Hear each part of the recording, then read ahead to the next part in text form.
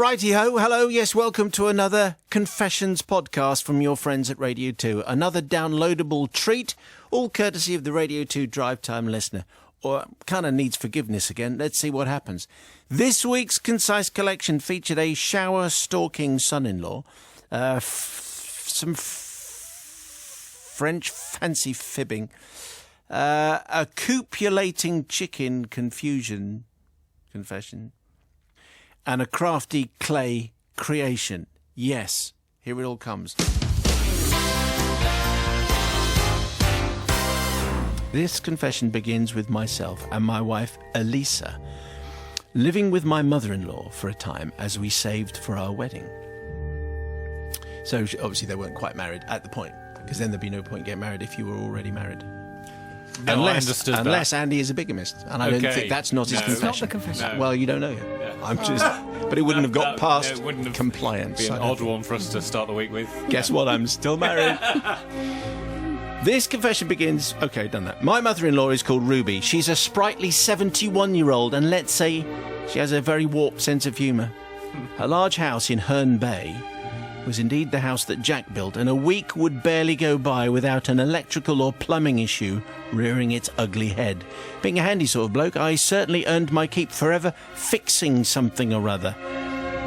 For example, one evening after a hard day's decorating, I'm relaxing upstairs when suddenly I am called down by the mother-in-law to come and have a look at a leak in the downstairs toilet. As I warily walked down the stairs and into the toilet, I was somewhat surprised to see a large leak, the vegetable type, placed carefully on the toilet seat. Of course, the uncontrollable laughing could be heard from the front room as mother-in-law enjoyed the fruits of her dastardly deed. Well done. In which the joke was well and truly on me. But you get the picture. This was a good visual gag, straight out of the Beano or music hall days, and she chortled away for hours. So now it's a few weeks later, and this being at the aforementioned Jack's house, it wasn't long before more stuff was going wrong. And this time it was the shower door that decided to fall off. So equipped with my screwdriver, I went into the bathroom, and I'm putting it back together, standing in the shower tray to fix the door. To my horror, the bathroom door opens and in walks my mother-in-law with her little dog Meg, who never left her side. She didn't look up, she didn't look down, and before I could say anything, my mother-in-law pulls down her drawers and starts to do what comes naturally. Oh no. Even though I am only a few feet in front of her, standing there in the shower. She's so busy talking to the dog, she hadn't seen me. Simon, the horror. I closed my eyes. I pretended I was somewhere else. Anywhere else. I'm frozen to the spot. I can't move. I can't breathe or anything. This was not good. All this time, she's chatting to the dog. Eventually, after a while, Oh dear. I opened my eyes. The dog was looking at her. And that, I have to say, is when it all got worse. As she looked down and said, "Hello, my little dog." For some reason known only to my maker, I said, "Oh, hello, Mummy."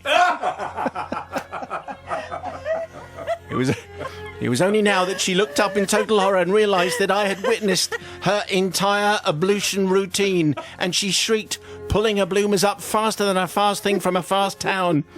I, of course, went into uncontrollable fits of laughter as my mother-in-law exited the bathroom at breakneck speed, her little dog not far behind.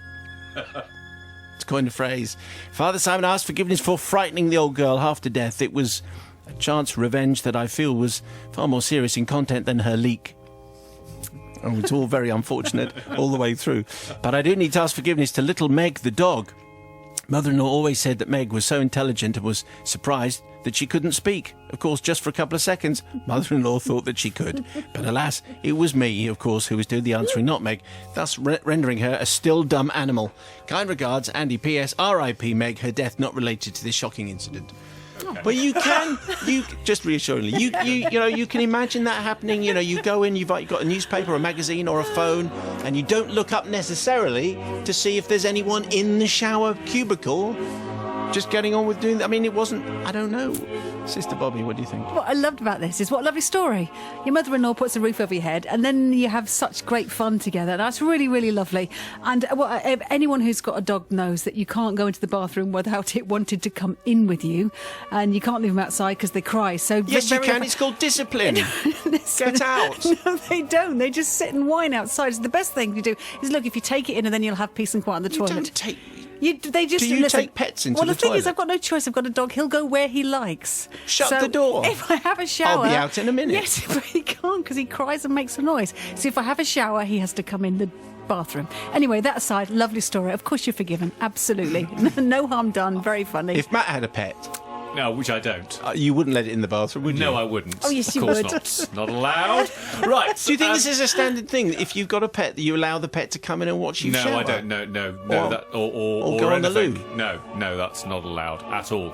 I have got my issue here. How big is this bathroom that you can't see someone in the bathroom when you walk through the door? I haven't got a bathroom that there's someone in the shower. Obviously, you would see them as you open the door. Why are you not saying there's a massive bathroom? No, because it may well be just one door has come off. So maybe he's in the process of putting it back together. It might be tinted, so he could be like sort of tinted? Yes, like tinted perspex or something like that.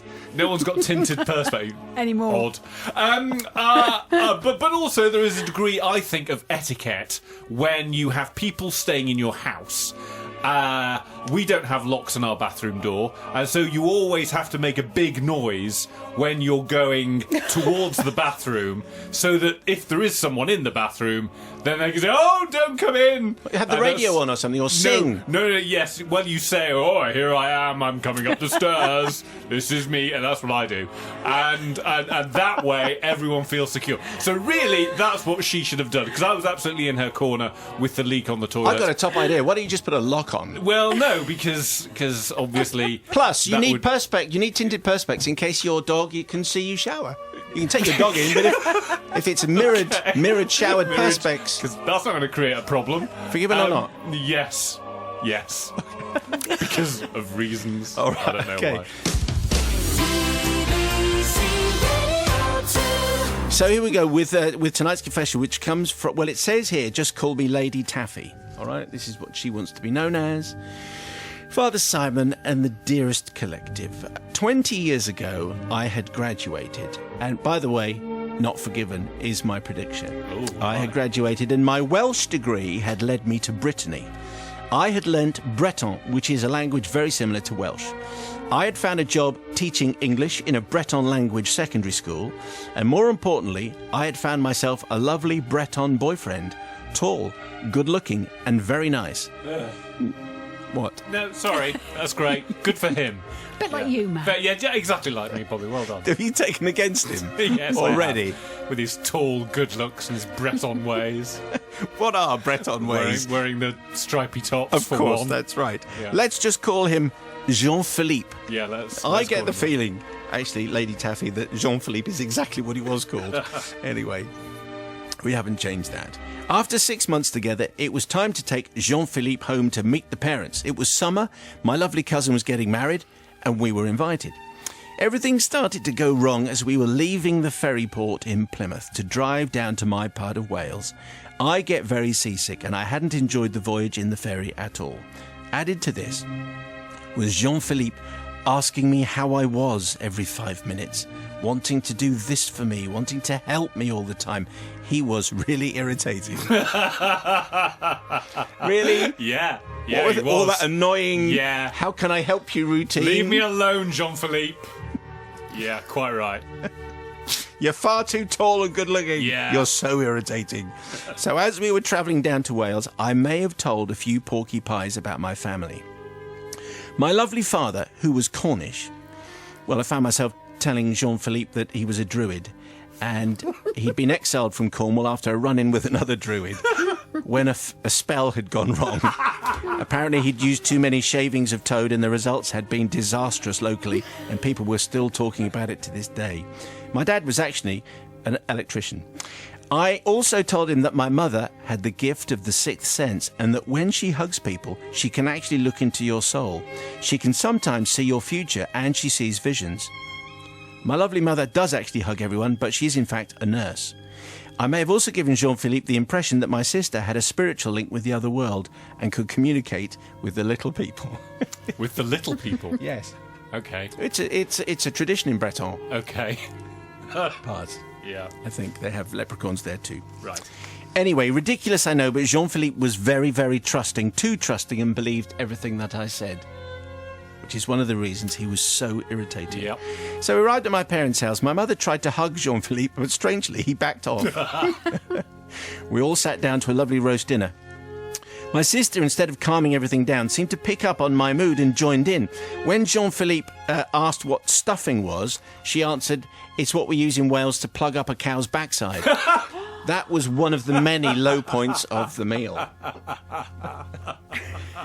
Picture the scene. Here we all are, desperately trying to communicate in English, Welsh and Breton, and I'm the only one who speaks the three languages. Jean-Philippe didn't speak much English. When my mother asked if he'd enjoyed the meal, I translated his answer as being, "It's the sort of food we give dogs in Brittany." Actually. And it got worse. I told him that the Welsh culture was very different, and though English people were very prudish, the Welsh weren't. I explained that we always left the toilet door open so as not to upset the little people. Incredibly, what with him being Jean-Philippe and everything, he believed everything I said, and so he did indeed leave the toilet door open. This For did the not, little people. That's Yeah. right, this did not go down well. The next day it was my cousin's wedding, as you know. As we sat down in the church, I told Jean-Philippe to sit down next to my uncle. I explained to him that my uncle had some problems and that if he should stand up and start shouting, he would need to tackle him and put his hand over his mouth to shut him up. I don't think Jean-Philippe enjoyed the wedding very much. Well, really, dear listeners, says Lady Taffy, this won't surprise you at all to learn that Jean-Philippe and I broke up soon after and went our separate ways. He's now happily married, as I am, to a riot policeman. I'm not sure why you... Which one? Oh, right. I think Lady Taffy's married to a Okay. riot policeman, but it Yes. might be Could be. that Jean-Philippe is Why as not? well. Yeah. Yes, in middle age, I am actually horrified at my behaviour, as to this day Jean-Philippe still thinks that Welsh people don't close the toilet door. Now, I know through mutual friends that he's going to be attending a rugby match in Cardiff Millennium Stadium in the next few weeks. And then this will be Wales-France, course. which is on the 26th. I'm dead worried, says Lady Taffy, that anyone who goes to this match may well see a Breton sitting on a loo in the stadium and he's leaving the door open. Could anyone just pass on the fact that this is not true? I was just made it up for the moment, and it is all my fault. Forgive me, please, although I don't think you will. Love from Lady Taffy, the feisty Welshwoman. Thank you very much indeed, feisty Welshwoman, and I suspect people aren't going to... Well, I don't know, people may well be more forgiving, but it seemed to me that all he was doing was being loving and caring. And you could have just said, back off, Jean-Philippe, I'm not interested in you anymore. Let's see what Lady Bobby thinks here. You see, I welcome a world of mischief. I really, really do. But I have to say, I agree with you. Poor man. You know, he's trying to be a great guy out there. And let's face it, there's lots of girls going, where's all the good ones gone? And it's because people like Lady Taffy have maybe broken them all. That's no good. I was gonna say it's quite an easy one to not forgive. The only thing that worries me about Jean-Philippe is he refused to hug her mum. And her mum could see into your soul, and Yeah, I well, just I wouldn't wondered. want to do that. Well, no, but if your soul is good, Oh, he's got there's something no to hide. problem. You see, so I Yeah. think so. There's two things: is I wasn't going to forgive because I think he has a dark soul and he's just very good at hiding it. But then she insulted the great people of Wales with their customs, so you are not forgiven, Lady Taffy. I hadn't thought that Jean-Philippe maybe had something to Yeah. hide and therefore didn't. I just thought maybe he just believed all that superstitious hokum that had been passed on, and so there was a bit of a fool. But anyway, Yet let's see another what Matthew reason to thinks. take against Jean-Philippe in my book. She could quite right. She could have split up with Jean-Philippe before the trip, but it wouldn't have been as much fun, would it? In having him make such a fool of himself everywhere. And what wonders it would be if when Wales are playing France, if there is Jean-Philippe having to leave the toilet open, and he has to then explain that it's for the little people. That is why I'm leaving the door open. Excellent. Well You know, done. you did accents there, Matt. Yes, there you go. That's the degree at work right there. Well done. So I am definitely going to forgive, just because none of us really liked Jean-Philippe from the start. Well, I With think his- you took against with- in with- particular. I with think the- you're with just his speaking. good looks and Yes. his, how are you? All right. Ça va? All right, we got the Yeah. we got the general idea. Yeah. Dear Simon, Brother Matthew, Sister Bobby, and the all-hearing jury of planet Earth and the gods above. This is from... How about that? That's pretty impressive. It's Paul in Leeds, obviously. Come on. Thank you, Paul. Nice opening, anyway. Yeah. I think it's all-encompassing. He obviously feels very guilty. I feel that after 26 years, I have to seek forgiveness for the act of a 9-year-old boy who risked life and limb for the sake of his favourite chicken. Great line. Chicken is called Moonshine and still bears the scars, both physical and mental, to this day. That's Paul in Leeds, not Moonshine the chicken. When I was a young boy growing up in Romford, in hindsight, I had everything a young child could ask for. 2 loving parents, 2 equally loving siblings, a home with a large garden to play in, and the company of a small bunch of chickens who had their own little section of the garden.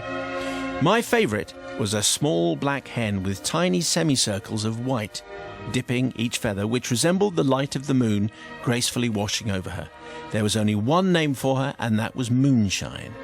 Every day I'd excitedly skip down the garden with my dad, eager to feed the chickens and see Moonshine pecking around. I used to pick her up and cuddle her, and we used to have competitions to see who could stand on one leg longer than the other. Of course, now I know that she was simply being a chicken, and those competitions were entirely one-sided, if you see what I'm saying. Even though I could happily accept defeat. Seriously, have you ever tried to stand on one leg longer than a chicken? You probably haven't, because they do it naturally. Anyway, I genuinely believed that she and I had a special bond, and I loved her very much. He's clearly setting you up here for something. The only problem was Custard. Custard was a one-eyed, short-tempered cockerel who loved... There's always one spoiling the fun for everybody else, who loved to intimidate and bully the hens.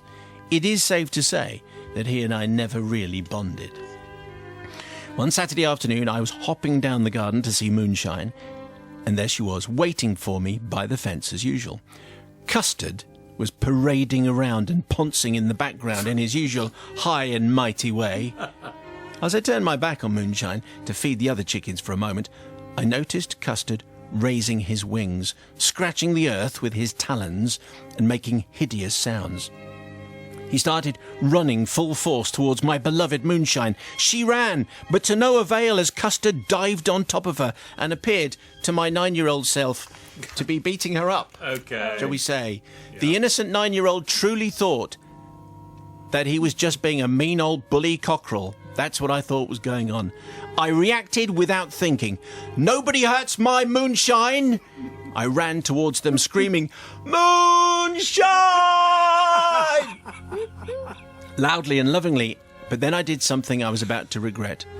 I pushed and shoved Custard with all my might, and he fell from Moonshine with a bump and rolled a few times in the dirt. Moonshine got up and ran away. Mission successful. But as I was smacking my hands in a job done kind of gesture, I heard the hideous squawking of Custard again, only this time he was coming for me. With his wings fully extended, he was running directly at me. The only way I can describe what happened next would be like a scene from Benny Hill. Okay, very good. As he chased me for what seemed like forever all over the garden. He just wouldn't give up. "You're a chicken, back off! I'm a boy! Back in your pen!" Anyway, that was enough. Eventually, and this is you don't want to laugh too much because it's a very sad bit now. Oh, right. Eventually, just like in a horror movie, it's all right. Right. I fell to the ground, and this was where Custard got his revenge. He stood towering over me, and with the force that felt like a sledgehammer and almost feeling like slow motion, he pecked me right in the face. After just one peck, he felt like his work was done, and he proudly strutted off, leaving a crying 9-year-old with a bloody nose lying on the ground. Did he care? No, because he was a bullying cockerel, and bullying cockerels don't care about that kind of thing. I was so embarrassed and confused about what I'd done that when my father saw the blood on my face, I told him I'd just hit it on the tree while swinging, when in fact a cockerel had taken out his revenge on the small boy who ruined his good time. So I sit here now, a 35-year-old man, says Paul.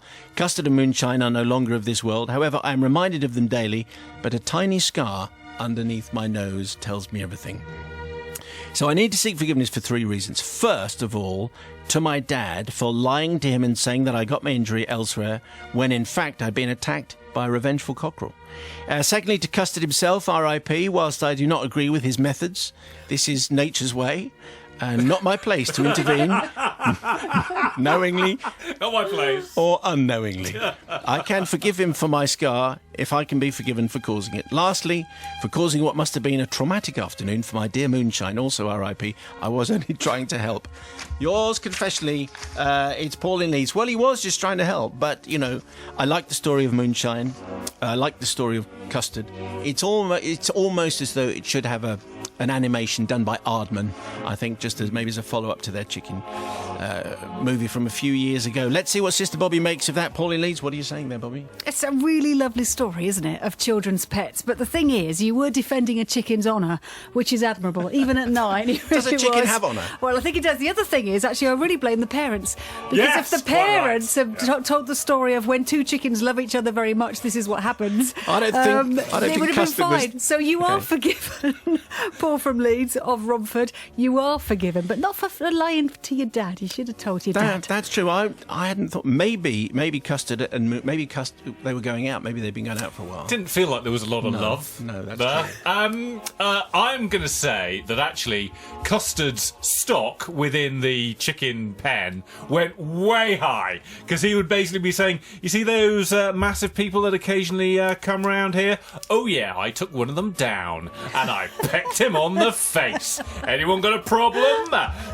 Deal with the custard. So so he did very well out of this, I'm guessing. And I am going to forget. Why are you calling a cockerel custard? Don't understand that. Did you just say deal with the custard? Deal with the custard. That's what he was saying to all the other chickens. So I'm going to forgive, All right. obviously. Tara has sent in tonight's confession. Thank you, Tara. Father Simon, I seek forgiveness from the team for a misdemeanour from many years ago that has been recently and vividly brought back to me by the Great British Pottery Throwdown, which was the Sarah Cox presented programme. Very good and very entertaining. It was recently on television. When I was a pupil at a large girls' grammar school back in the 80s, while I was able in most subjects, I was distinctly lacking in craft, pottery and all things artistic. Our teacher, the bohemian Miss Tegan, used to think that all of us had artistic skills hidden somewhere that she could access by showing off those in class who had lots of ability and generally making those of us who were incompetent feel even more incompetent. Her caftans, hippie hair and joss sticks would swish around our art lessons, while her criticism of my admittedly amateur efforts really hurt matters already taken against Miss Tegan All going badly. I'm rather liking it. and her cheesecloth maxi skirt. When she decided that we should create a memento to take home at the end of term for our families and described the task to us one Tuesday in art, I was filled with dread. We had to design and make a clay pig, making sure it was original in its design, and then paint and glaze it, taking it home as a gift in a fortnight's time. She thought this a wonderful idea. I did not. I had, as usual, no idea how to make a pig in clay, what decoration to put on it, how to make its tail. She carried on swishing around the studio, telling us to unleash our artistic ability and other annoying things, to embrace our inner Ernest Hemingway and wear bangles and that kind of thing. The only proviso with the whole pig-making task was that the body of the pig had to be hollow, since she explained that they would be fired in the kiln before we painted and glazed them, and as the kiln heats to such high temperatures, only hollow items should go in there. I spent the whole lesson trying to create a hollow body for my pig. Try as I might, it collapsed in or looked so unlike a body, I had to give up time and time again. As the clock moved closer to the bell for the end of the lesson, Miss Tegan reminded us that we absolutely had to finish the basic pig this lesson for it to be fired in the kiln, then decorated next time and sent home in time for the term, end of term. In sheer desperation and a degree of frustration, I quickly grabbed a massive lump of clay, rolled it into a ball, and in seconds had created the perfect oval-shaped body. Even better, the legs, head and tail that I had failed to attach in previous attempts stuck on perfectly. Amazing, job done, and the bell hadn't even gone. I placed my pig with all the others on a tray in order to be fired in the kiln and sat back feeling a sense of smugness never before experienced in an art lesson. Even Miss Tegan commented that I had done quite well. As we returned the following week for our next art lesson to decorate our pigs and add finishing touches, we were greeted by a downcast Miss Tegan, who refused to start the lesson in her normal way with lots of annoying arty statements about moonstones and solar sunrises. We all, though that could have been entertaining, we all sat in silence at our benches. A terrible thing has... Oh, no, I can't do it. A terrible thing has happened, boys and girls, she informed us. Someone has sabotaged our pigs by expressly disobeying my one artistic rule. There was a pig with a solid body placed in the kiln. I started to look away from her, realising that she was talking about me. This excuse for a pig exploded in the kiln on heating because it was solid, and it shattered and killed all the pigs surrounding it, which are now ruined and in pieces. I felt my cheeks go red, but I still looked away. Then she insisted on showing us the carnage, the shattered fragments of pig limbs, made in clay, obviously, everywhere on the kiln tray, not a solid and built pig in sight. I realised that the pigs were so badly damaged, no one can tell whose pig had exploded. Result! So here's where my wrongdoing really kicked in. I took the snap decision to keep quiet, Father Simon, and along with my friends say, I wonder who did that, miss. Very unfortunate, miss. I wonder what happened there. As a result, no one in my class had a pig to decorate and take home for their family at the end of term. Imagine the disappointment on parents' faces up and down the county. The whole class had to make do with a hastily made drawing of something. I chose to draw a pig, infinitely easier than making it out of clay. But we do need forgiveness from the teacher, as she made us non-artists feel useless. And also from our classmates whose pigs got destroyed and their families who were denied their end-of-term pottery gift. You always do need a gift to take home at the end of term, and I would have been really resentful if all the hours that I'd spent making my pig perfect had been ruined by Tara and her hopeless ways. Anyway, so I'm not sure about that, but let's see what Bobby makes of that. Well, I made a pig once, and it's in important. pottery? Yes, I did. I've got it. Still got it. And there's two things I think. Hollow body? You have to make a coil pot first, and then you add the other bits. Oh. And use a paintbrush to make the eyes. You know. So anyway, maybe it was Miss Tegan's fault. Well, my point is, I think although Tara was naughty and didn't ask for help just to get it done, it's Miss Tegan, because that's that thing when people say don't do this, don't mix those two domestic chemicals together, don't eat this, don't do that. It's because you don't tell them why that people go, why? What will happen to me? You see? And that's it. Is if you explain the reason why you shouldn't do something, people are less likely to do it. So she didn't know the outcome, did she? She didn't knowingly put the solid-bodied pig in there to explode everyone else's. So that's where I think I let her off the hook a little bit. I think it's Miss Tegan and her alternative lifestyles. Well, I don't mind about alternative rice. I'm just saying it's partially her fault for not explaining the reason why you shouldn't do that. Her so herbal you teas. are forgiven for her herbal teas, but also Tara is forgiven for her hollow pig this time. Novice.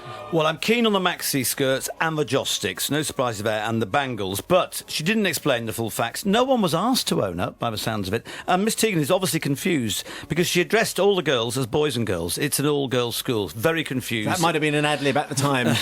But you never know. No. You know, you can't judge these things. No, and I am, and on that, Your Honour, I'm saying, Tara, you're completely forgiven. I would like to have heard about the moonstones and the solar sunrises. Yeah. So would Matt. Anyway, what do you we're think, all Matthew? buying that. Miss Tegan needs to work out what side of the fence she's... Either you're going to be thumbing your nose at society's conventions and saying, you know what, the regulations don't apply to me because I'm channeling Ernest Hemingway. Or you're going to say, do you know what, actually some rules are there for a reason and we should adhere to them. Which one are you going to go for, Miss Tegan, because it's blown up in your face or in your kiln this time? So it is all your fault and I am definitely forgiving.